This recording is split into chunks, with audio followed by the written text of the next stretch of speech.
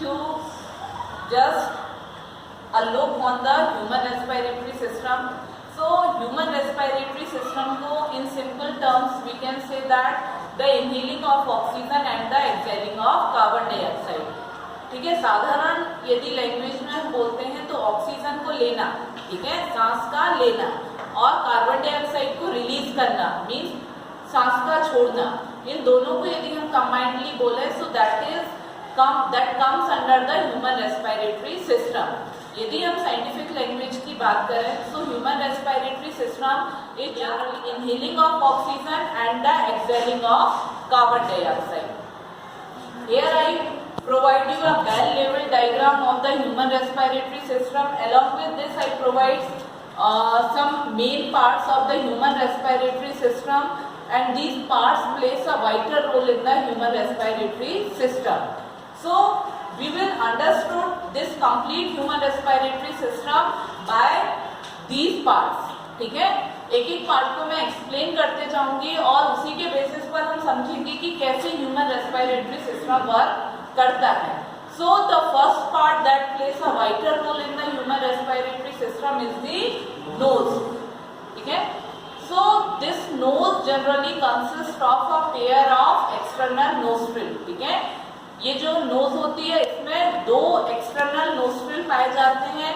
जो left side situated होता है उसको हम बोलते हैं लेफ्ट नोस्ट्रिल, जो राइट साइड सिचुएटेड रहता है उसको हम बोलते हैं right nostril.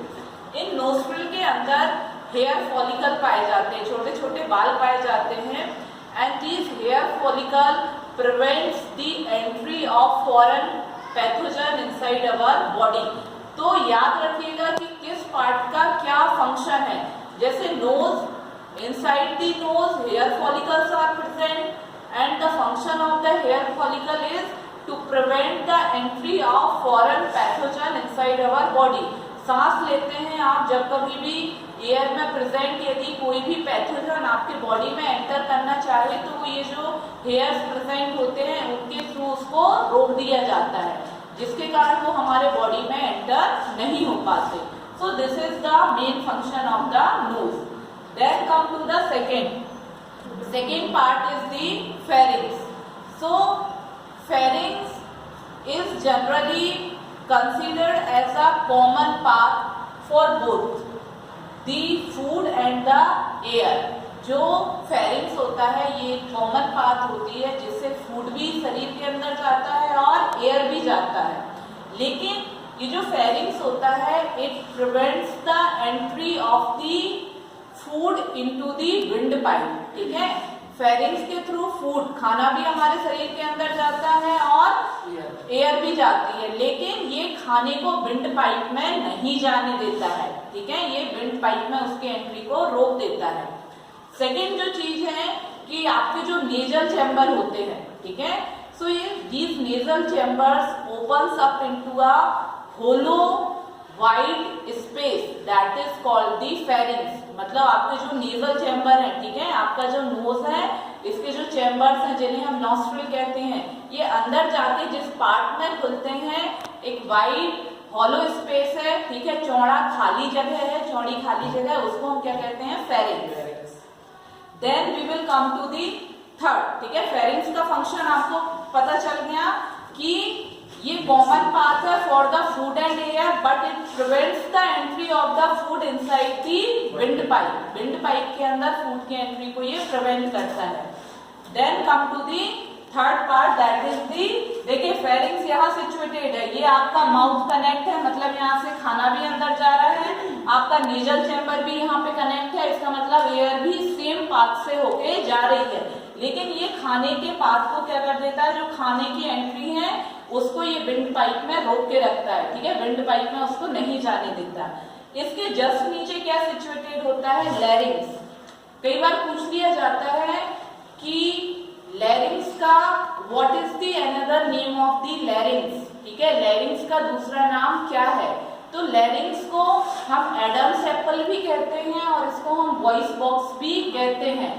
So the another name of the larynx is the Adam's apple and the voice box. ठीक है, सेकेंड पॉइंट यदि हम लैरिंग्स के बारे में देखें तो it presents between the pharynx and the trachea, ठीक है। ये क्या करता है, फेरिंग्स और ट्रैकिया को कनेक्ट करता है, क्योंकि ये इन दोनों के बीच में प्रेजेंट होता है। थर्ड, यदि हम पॉइंट इसके बारे में देखें, so it generates the sound when air passes through the middle of this portion. जब आप सांस लेते हैं और हवा इस वाले, ठीक है, आपके लैरिंग्स वाले पोर्शन के मिडिल भाग में जाती है, ठीक है, बिल्कुल सेंटर में पहुंचती है, उसी के कारण ये जो साउंड प्रोड्यूस हो रहा है, मैं आपसे कुछ कह पा रही हूँ, ये क्यों, क्योंकि जैसे ही इसके मिडिल वाले पोर्शन में, ठीक है, लैरिंग्स के सेंटर वाले पोर्शन में जैसे ही एयर पहुंचती है, तो ये क्या करता है, साउंड को जनरेट करता है। That's why we are able to talk with each other. Then come to the fourth, that is the trachea. So this is the trachea. ये जो आपको एक स्पिंडल शेप दिया है, ठीक है, छोटे छोटे रिंग्स दिए हैं जो आपस में कनेक्टेड है, इस पोर्शन को हम ट्रैकिया कहते हैं। ट्रैकिया जो होता है ये फर्दर, ठीक है, ये आगे जाके क्या होता है, दो पार्ट्स में डिवाइड हो जाता है, जिन पार्ट्स को हम क्या कहते हैं, ब्रोंकाई कहते हैं, ठीक है। क्या होता है, ट्रैकिया क्या होता है, आगे एक्सटेंड होता है, ठीक है, it extends further into the breast bone, ठीक है, ये ब्रेस्ट बोन तक जाता है और ब्रेस्ट बोन में पहुंचने के बाद ये दो पार्ट्स में स्प्लिट हो जाता है। उन स्प्लिट पार्ट को हम क्या कहते हैं, ब्रोंकाई कहते हैं, ठीक है। आपने देखा होगा ये ब्रोंकाई, ये आपका this is the breast portion. Breast portion में आते ही से ये क्या हुआ, दो पार्ट में डिवाइड हो गया, तो यहाँ पे एक भाग आपका इस साइड आ गया, एक भाग इस साइड आ गया, ठीक है। तो इन जो पोर्शन है इनको हम क्या कहते हैं, ब्रोंकाई कहते हैं। और ये जो ब्रोंकाई होते हैं, they are one for each lung, mean दो ब्रोंकाई हैं, दो हमारे लंग्स होते हैं, एक ब्रोंकाई आपका लेफ्ट लंग में चला जाएगा, एक आपका राइट लंग में। अब देखिए ये जो ब्रोंकाई है, ये लाइन क्या है, आपके ब्रोंकाई है, this portion is known as bronchi. आगे आप देखेंगे कि this bronchi is further divided into the secondary, tertiary and to bronchioles, ठीक है। आगे जाके ये और भी ज्यादा, देखिए बहुत सारे ब्रांचेस में डिवाइड हो गया, एक सिंगल ब्रांच आई थी, ठीक है, ये ब्रांच आगे जाके बहुत सारे ब्रांचेस में डिवाइड हो गई, तो इन ब्रांचेस को हम क्या कहते हैं, ब्रोंकियोल्स कहते हैं, ठीक है। ये जो ब्रोंकियोल्स है ये आगे जाके छोटे छोटे एयर सैक्स, ठीक है, these bronchioles further divided into the small air sacs like structure, these structures are called alveoli। इस टाइप के गोल गोल स्ट्रक्चर यहाँ पे पाए जाते हैं, and these structures are known as the alveoli। alveoli का मेजर रोल होता है in the exchange of air between the blood, in the exchange of gases between the blood and the air। मतलब जब आप सांस लेते हैं उस समय जो गैस आपके अंदर आती है, उस गैस को क्या करता है, ये ब्लड में मिलाता है, और ब्लड से जो कार्बन डाइऑक्साइड आती है उसको क्या करता है, बाहर के लिए उसको निकाल देता है, ठीक है। सो यहाँ पे एल्वेओलाई का मेजर रोल क्या है, alveoli plays a major role in the exchange of gases between the air and the blood, ठीक है। ब्लड और एयर के बीच में गैसेस के एक्सचेंज में एल्वेओलाई मेजर रोल प्ले करता है। अब देखिए ये सारा पोर्शन किसमें सिचुएटेड है, इन दो पार्ट्स में। These parts are known as lungs. इन पार्ट्स को हम क्या कहते हैं, लंग्स कहते हैं। लंग्स मेनली आपके थोरेसिक कैविटी में सिचुएटेड होता है। कई बार एक मार्क्स का क्वेश्चन पूछ लिया जाता है कि that is the place where the lung is situated. आपको पता होना चाहिए कि lungs is situated in the thoracic cavity. एक चीज और मैं आपको भूल गई थी, कई बार ये भी पूछ लिया जाता है विच पार्ट, ठीक है, विच पार्ट या which organ of the human respiratory system plays a vital role in the exchange of gases. तो आपको पता होना चाहिए कि आप लोग क्या बोलते हैं, लंग्स, ठीक है, लेकिन लंग्स के अंदर क्या पाया जाता है, एल्वेओलाई पाया जाता है। तो यदि ऑप्शन में लंग्स और एल्वेओलाई दिया है तो आपको एल्वेओलाई पे टिक करना है, क्योंकि मेजर रोल एल्वेओलाई प्ले करता है। लंग्स में तो ये सिचुएटेड है, that's why we are saying कि लंग आपका ह्यूमन रेस्पिरेटरी सिस्टम में वाइटल रोल प्ले करता है, लेकिन स्पेसिफिक ऑर्गन आपका क्या है, एल्वेओलाई है। तो यदि लंग्स और एल्वोलाई आते हैं तो आप एल्वोलाई पे टिक करेंगे for the exchange of gases between the air and the blood stream. हाँ, हम बात कर रहे थे लंग्स की, ठीक है। तो lungs it is situated in the thoracic cavity. कहाँ सिचुएटेड होता है? थोरेसिक कैविटी में। सेकेंड, लंग्स का मेजर रोल होता है in the exchange of carbon dioxide and oxygen molecule into and away from the blood stream. आपके blood में जो भी कार्बन डाइऑक्साइड है उसको लंग्स क्या करता है? लेता है, और आप जो भी ऑक्सीजन को इनहेल करते हैं उसको वो क्या करता है? ब्लड तक पहुंचाता है। सो लंग का मेजर फंक्शन क्या है? Exchange of oxygen and carbon dioxide molecule into, means oxygen molecule into and carbon dioxide molecule away from the blood stream.